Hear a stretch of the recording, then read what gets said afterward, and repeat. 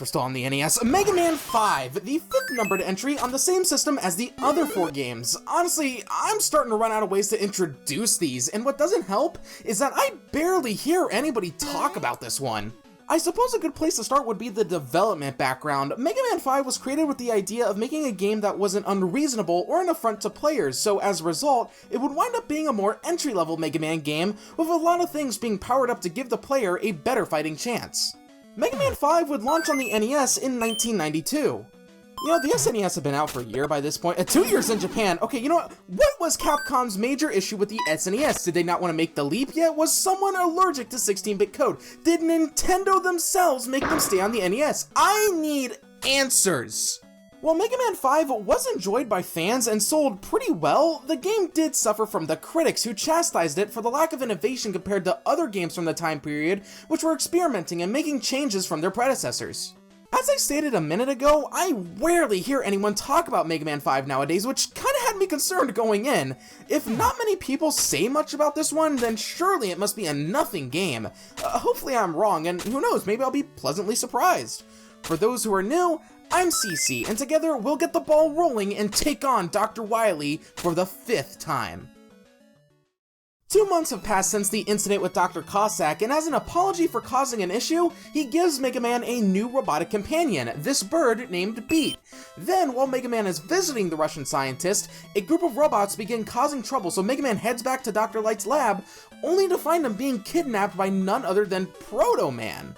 Something has caused Proto Man to go rogue and get his own band of robot masters together to begin causing problems, but kidnapping his creator, that can't be right, so Mega Man heads out with Rush, Eddie, and Beat all supplying support as he tackles his 5th adventure. Okay, so we all know the drill by now. We have 8 new Robot Masters to deliver a fresh batch of lemons to, with the big decision lying in where to start. For this playthrough, I decided to go with Starman as my first boss. Starman's stage, I assume, takes place on a space station that's in the midst of being pelted with asteroids. The first part of the stage is actually pretty easy, as the enemies here can be dispatched of very quickly, with the exception of these jumpy assholes that take forever to go down. The second half, meanwhile, is very deadly. So the entire stage has a low gravity gimmick, which is cool and all, but this hallway here and the latter portion of the stage is lined with spikes, which makes it really hard to get through. You might also spot this M plate. You can find various letter plates in each of the 8 stages that when collected will spell out Mega Man 5, which is a completely different game from Mega Man 5. That sounds like a joke, it's not, and no, I don't like that naming scheme either. Something that you might notice as you play through the game is that the Mega Buster has gone through a significant change, specifically the charge shot, which has been supersized. It is a lot larger now, which makes it a lot more fun to just run through levels and blast stuff. Honestly, this is a welcome change if you ask me. I very much felt that in Mega Man 4, that the charge shot was a little too small for my liking, so I'm glad to see that that was fixed for the 5th game. At the end of the level, we come face to face with Starman, who unfortunately damages us when touched instead of granting us invincibility. That's kind of a letdown. He's not that hard of a boss either. His shield will protect him from attacks from the Mega Buster, with you needing to take advantage of the brief window of opportunity you have to hit him. It helps that his attack pattern is very predictable and simple to understand. For burning out Starman, we get the Star Crash, a shield weapon that I actually got some really good use out of. There are some enemies in the game that are too low to the floor for the Mega Buster to hit, and since most of those kinds of enemies are pretty weak, this thing kills them all in one hit. We also get the Super Arrow, which took me a bit to figure out what it was for. On top of functioning like a weapon, if the arrow collides with a wall, it'll stick to it for a bit, allowing Mega Man to hop on top of it like a platform. Honestly, it felt like a nice alternative to Rush Coil, which yes, you do have access to from the start. I just didn't mention it because I just didn't have a chance to use it in the first level. Although, why does it turn Rush into a pogo stick now? Also, similarly to Mega Man 4, why does the weapon get screen still fuck?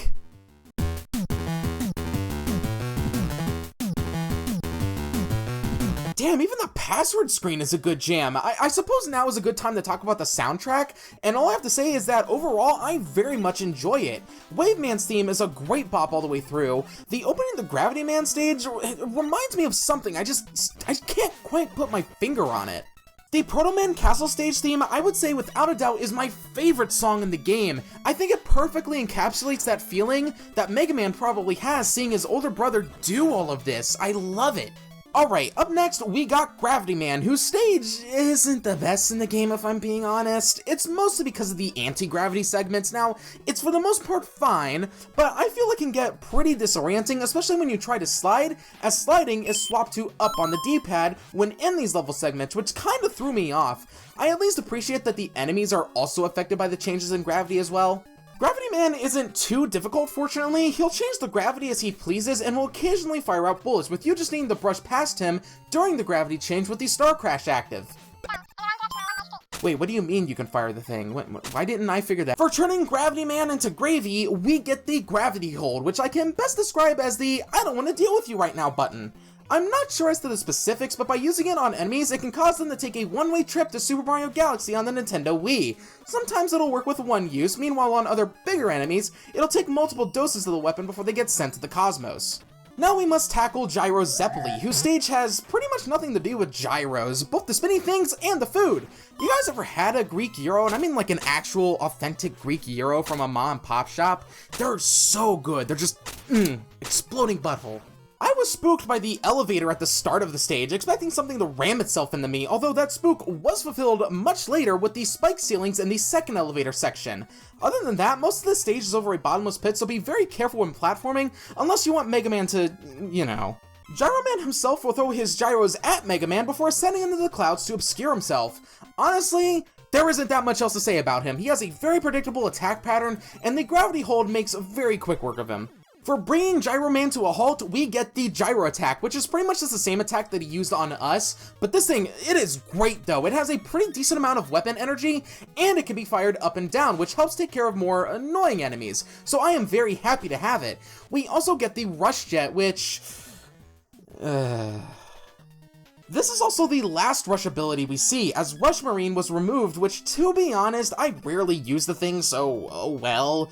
It's kinda sad though, like with the nerfing of Rush Jet in the previous game, and the introduction of the Super Arrow in this game, it feels like Rush is just slowly becoming more and more irrelevant. Crystal Man is the next Robot Master on our list, and, okay, the developers, they had to have had an affinity for the crystal look, right? Flash Man's stage looked like crystals, Gemini Man's stage, that was literally made of crystals. I mean, they look good, so I'm not complaining, I'm really not. It's just, it's something that I've noticed playing all these games, you know? As for the actual level design itself, it was pretty fun to play through. The Star Crash came in really handy here. Also, these gem manifesting motherfuckers, they pack a punch. I mean, look at that! Look at how much health that took from me! Also, be sure to grab the letter plate during this fall here, as it can just kinda pass by you with how fast you plummet. Crystal Man is a decently challenging boss, mostly due to the fact that he can summon multiple projectiles, which leads to there being a lot to keep track of. Top it off with he loves to jump around, which can make hitting him a little tricky. Just remember that the gyro attack can fire up, and if you do manage to hit him, he goes down pretty quick. For shattering Crystal Man, we acquire the Crystal Eye, a ball projectile that deals pretty good damage, and if it misses its target and collides with the wall, it then separates into 4 smaller balls that ricochet around for a bit. And honestly, if you ask me, this is what the Gemini Laser in Mega Man 3 should have done. Now we must tackle Napalm Man. Oh, Jesus Christ. Oh, why did they make this level a jungle? Oh, this feels wrong for so many reasons. Oh god, they even have robot tigers. Are tigers even native to Vietnam? Hang on, I'm gonna Google this. Oh no, tigers are extinct in Vietnam as of 2014. Oh, now I'm just sad. Well, at least the stage itself is pretty good. You go into these tunnels with these new robot bats, but watch out for these spiked tunnelers as they can fucking blindside you. Let me finish next time. Napalm Man isn't super challenging, I find, as he'll just fire out missiles occasionally, but will for the most part jump around the arena and shoot out these bombs. He's weak to the Crystal Eye, so even if you miss him, he'll likely still get hit from these smaller projectiles it spawns. For making Napalm Man confront his sins, we get the Napalm Bomb, which will let us launch a capsule that will bounce around a bit before detonating. I didn't use this too much, as the delay on the explosion kinda got on my nerves. It's the same reason why I didn't use the Super Bomb in Mega Man 1, but to be fair, this does detonate if it collides with an enemy, so it does have that going for it. Stone Man is the next robot we gotta take on, and the start of his stage somewhat reminds me of Guts Man's stage from Mega Man 1 with how it looks, albeit this looks a hell of a lot better despite being on the same hardware. The stage also does a great job at hiding the letter plate, as you need to destroy these blocks to gain access to the room that it's in. You know, between this game and the previous game having areas off the beaten path, I'm surprised that they haven't started doing more exploration-based level design. I think it would work really well, especially with the letter plates. Stone Man will jump around for the most part, with his high jumps causing him to crumble down to a state where we can't actually damage him, so you'll need to use the Napalm Bomb on him while he's in his normal form. He can also spawn these boulders that rotate around, but I wouldn't worry about it too much. I only got this to happen once for me. For Crumbling Stone Man, we obtained the Power Stone, which was ultimately kind of useless if I'm honest. It spawns 3 boulders that rotate around you, but they spin away at the same time, which makes it frustrating to use. Like, you really can't hit much with this thing, unless you manage to get it to hit something as you spawn it. Now we must take on Thomas the Tank Charge Man. Sorry, got some wires crossed there. This stage sees us having to ride on top of a train before going inside of it to deal with the enemies within. Honestly, this stage is pretty cool, and it was a lot of fun to play through. Not much else to say, just great overall. Charge Man will come at us with this kind of funny looking intro animation, where he'll, true to his name, charge at us and occasionally blow his horn, setting up these fireballs that'll come raining down, but they're easy to dodge, fortunately. Honestly, most of the challenge from this fight just comes from trying to hit him with the damn Power Stone. For derailing Charge Man, we nab the Charge Kick, which is a very unique weapon, in that it's actually an ability for the slide. I would have used this more if it wasn't for the fact that you can't use the Mega Buster while you got it equipped, but I see what they were going for. If they actually let you, keep using the Mega Buster while you have it, then I would have used it more outside of boss fights. Wave Man is the 8th and final robot master we gotta tackle, and I'm glad I saved this stage for last as it can be a little deadly with the steam that shoots out of the cracks in the floor, not to mention this bubble climb segment where you need to be careful not to collide with these spikes in the ceiling. Partway through the stage, Mega Man hops on this water bike to traverse this rushing waterway, and even has to take care of the stage's mini-boss, which is the only mini-boss in the game now that I think about it. It's pretty neat though. It's a fun level segment that sets it apart from the others, and I wish that there were more like it, but then again, if there were, then this stage wouldn't feel so distinct. Wave Man will spawn these geysers in our path in an attempt to get us to walk into them, all the while he'll fire his harpoons at us. All we need to do is hit him with the Charge Kick, and he's as good as gone. For Evaporating Wave Man, we get the Water Wave, which will spawn a wave of water that travels in front of Mega Man for a bit. I didn't find it all that useful, but it's a neat alternative weapon to have, especially since it goes along the floor, making it yet another weapon that can take care of those dreaded ground enemies. Finally, the pathway to Proto Man in his Proto Castle has opened up. But stop! Have you gotten all the letter plates yet? Before entering Proto Man's castle, I would suggest getting any letter plates that you're missing, as having all 8 of them is what unlocks Beat the Bird for us to use in stages. Proto Castle 1 contains a hodgepodge of the various enemies from throughout the game, as well as requiring usage of both rush abilities and the super arrow to progress. Those damn disappearing blocks even make their return, but now you have to platform on them over a bed of spikes. How nice! At the end of the level is Darkman, who is actually weak to Beat of all things, but he can be a tricky bastard to defeat, as you need to be somewhat close to him in order for Beat to lock on. Then there's the fact that he seemingly gets faster the more you damage him, but it shouldn't be too long before he dies to a fucking bird. Proto Castle 2 is a bit more difficult than the first, especially the section where you're on these conveyors. Meanwhile, you have to avoid these Death Bomber enemies that are constantly coming for you. Something else I've noticed is that they do at least provide you plenty of opportunities to get extra lives and E-tanks. It's not quite to the same extent as Mega Man 3, where how in the final levels of that game, it just showered you in all that stuff, but still. At the end, we must fight Darkman 2! Wow, Proto Man cranked out the sequel to Darkman really fast. He honestly felt a lot more easy than Darkman 1, as he just runs back and forth with those electric shields that never really do much, at least they didn't when I fought him. Just smash a bunch of Crystal Eyes into him and you should be fine. Crystal Eye, that sounds like a Dark Souls item. Proto Castle 3 starts off with several of these Sniper Joes and these helicopters that are fucking annoying to deal with. Later on, there's this part with the snake platform taken right out of Mario World, which, just so you know, with you just needing to avoid falling into the pit and colliding with these spikes. Darkman 3 can fire out these rings that will freeze Mega Man in place for a bit or until he's hit. That can make fighting Darkman the 3rd pretty tricky, as you basically want to pretend you're performing a challenge run of Sonic the Hedgehog and not grab any rings because that cannon he uses can hurt. Also, side note, I find it odd that Mega Man turns completely white when frozen. Proto Castle 4 has a pretty neat gimmick. You gotta destroy these pillars to bring the whole level down, which itself can feel like a puzzle at some points, as you need to figure out how to best do that and not get crushed to death or impaled by the spikes that are lining the ceiling. After that, we confront Proto Man, whose iconic whistle is slightly off pitch, as he nearly one-shots Mega Man. Then out of nowhere, the more familiar whistle of Proto Man sounds as the real Proto Man reveals himself and shoots the fake to reveal that it is none other than Darkman 4. Dang, 4 Darkmen in 20 minutes! Eat your heart out, Scott Coffin! Darkman 4 is probably the hardest of the set, because those electric shields he has will actually eject away from him before returning to him soon after. He'll also jump around and fire out bullets every so often, and what's great is that this fight wouldn't be so hard if it wasn't for the fact that he's weak to the Power Stone of all things. Yeah, I know, he's also weak to the Star Crash and Beat, but I am stubborn! Dr. Wily then reveals himself as the true mastermind behind this latest attack, as he intended on framing Proto Man for everything, but now that the real Proto Man has made an appearance, that changes things. Dr. Wily informs us that he has Light captive at his brand new castle, so we head off to take care of him for the 5th time. And a part of me is starting to wonder just how much money does Wily have, given that this is the 5th castle he's built now after we've nuked the previous 4?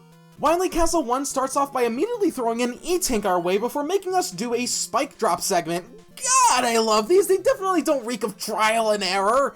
Just like in Mega Man 4, Wily's castle is a lot more deadly than the previous stages, with an abundance of spikes and precise platforming over pits. Hey, wait a minute, I recognize that bit of level design from the last game. So the boss of Wily Castle 1 is called Big Pet. I suppose it could pass as Dr. Wily's big-ass pet. I mean, it has eyes, that's gotta count, right? This thing is actually kind of tricky to defeat, as you need to shoot these segments of its body and hop on top of them to fire crystallize at the thing's head, which will cause it to explode. Also, just like the previous games, epilepsy warning, yay! Wily Castle 2 starts us off by going underwater and dealing with a ton of metals. Even the above water sections have a ton of these guys, and these ones will split into smaller baby versions of themselves when you defeat them. Then they make you deal with this huge-ass motherfucker in such a tiny space of a room to move, as most of the room is covered in spikes, so good luck, asshole!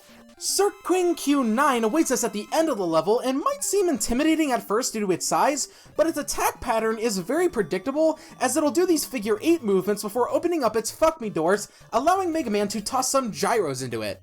Wily Castle 3 is no,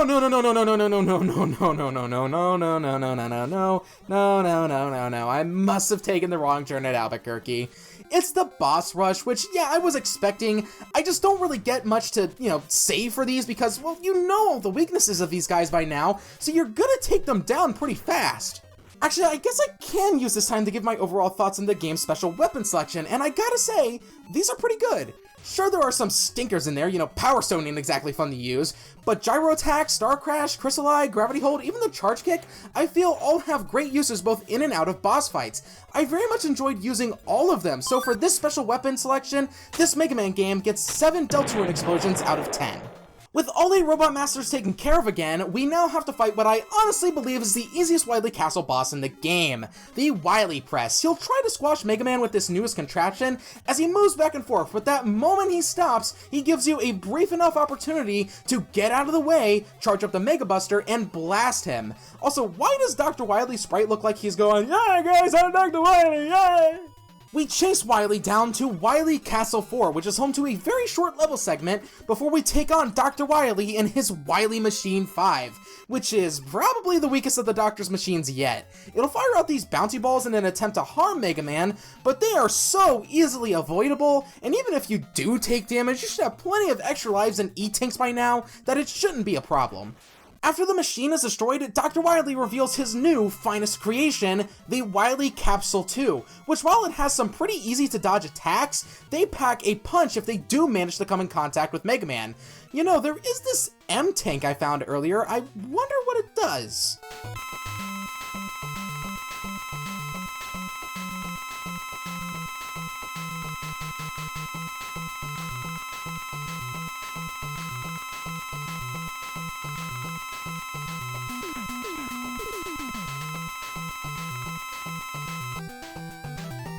Oh. Okay, unlike the first Wily Capsule, which could only be damaged by a select few weapons, the Wily Capsule 2 has a few more weapons that it can be hurt by, including Beat and the charged up Mega Buster, and with enough patience, victory will be ours. Dr. Wily makes a break for it with us chasing him down, only to find Dr. Light with Mega Man rescuing him as the castle begins to collapse on everyone. Mega Man is able to hold the ceiling up from crushing everyone just long enough for Dr. Wily to give him the slip, with Proto Man helping Mega Man and Light out right after. The three watch from a distance as the castle goes down as Wily flies away to cause problems for next time. This brings an end to Megalovania 5. I went into this game not really knowing what I should expect. Would this be great? Would it be mediocre? Well, I think I can confidently say that I was surprised with how much fun I had with Mega Man 5. I enjoyed this game a lot more than the previous one. The special weapons were more fun to use, the level design felt like they wanted to do everything they could to make the levels feel more distinct from each other with more set pieces, and I feel like they're slowly leaning towards making them more explorable rather than just get from point A to point B. This one's definitely up there for me. While I wouldn't put it in the same tier as Mega Man 2 or 3, I still think this was a solid Mega Man game despite the lower difficulty. It's kind of a shame because I feel when the topic of good Mega Man games is brought up, this one is often left out, perhaps because of the game that follows it. As you might expect, next up we get to tackle the final NES Mega Man game, Mega Man 6, and I am excited to see how they close this chapter of the Blue Bomber's legacy. Subscribe to the channel if that sounds interesting to you, and leave a like and a comment should you choose. And with all of that said, have a great day or night. Peace.